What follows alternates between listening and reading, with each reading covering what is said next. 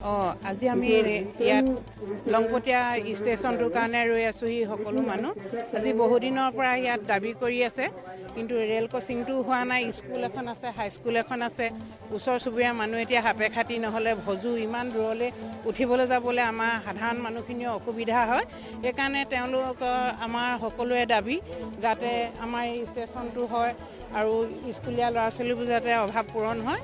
আমি সকলোৱে শান্তিপূৰ্ণভাৱে আজি গোট খাইছোঁ যাতে আমাৰ দাবীবোৰ চৰকাৰে মানি লয়।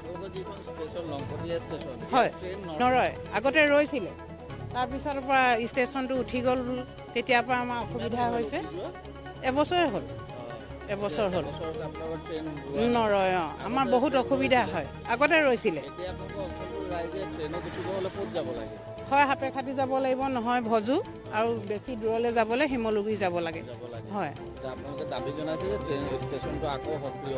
হয়, আমাৰ দাবী সেইটোৱে, ট্ৰেইন ৰখাব লাগে আৰু লেভেল ক্ৰচিংটো হ'ব লাগে। আমাৰ দাবীখিনি যাতে মানি লয়, চৰকাৰৰ প্ৰতি আমাৰ অনুৰোধ। আমি আজি শান্তিপূৰ্ণভাৱে সকলোৱে তাকে কামনা কৰিছোঁ। আমাৰ ইয়াত আহি আছে মানুহ, হাজাৰ হাজাৰ মানুহ গোট খাইছে আৰু আহিব। এতিয়া কেইবাখনো গাঁৱৰ মানুহে আছে, যদি মানি নলয় আকৌ হয়তো আন্দোলনৰ কাৰ্যসূচী ল'ব। গতিকে আমি চৰকাৰক এই সময়তে চকু ফুৰাবলৈ